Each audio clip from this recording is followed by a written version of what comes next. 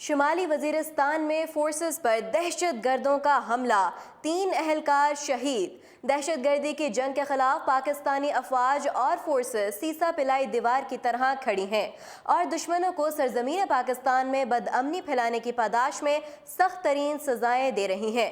اس جنگ میں پاکستانی فورسز کو ہزاروں جانوں کی قربانیاں دینی پڑتی ہیں۔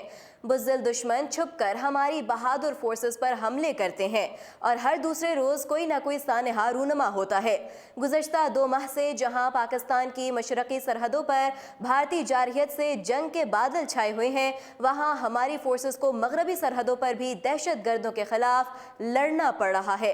ناظرین، تازہ ترین اطلاعات کے مطابق شمالی وزیرستان میں دہشت گردوں نے لیوس کے چیک پوسٹ پر شدید حملہ کیا، جس میں 3 جوان شہید ہو گئے۔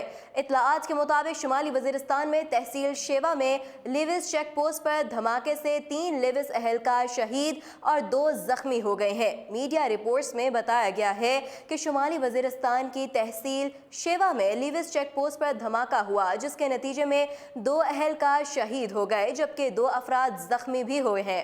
ذرائع کے مطابق دھماکہ ملک شاہی کے علاقے رغزئی میں ہوا۔ بارودی مواد چیک پوسٹ کے ساتھ نصب تھا۔ دھماکے میں شہید ہونے والے اہلکاروں میں امیر زمان اور عبدالولی شامل ہیں۔ عینی شاہدین کے مطابق لیوس اہلکار جوں ہی چیک پوسٹ پر پہنچے، دھماکہ ہو گیا۔ شہید اور زخمی اہلکار مقامی ہیں۔ اس حوالے سے مزید تفصیلات تاحال سامنے نہیں آ سکیں۔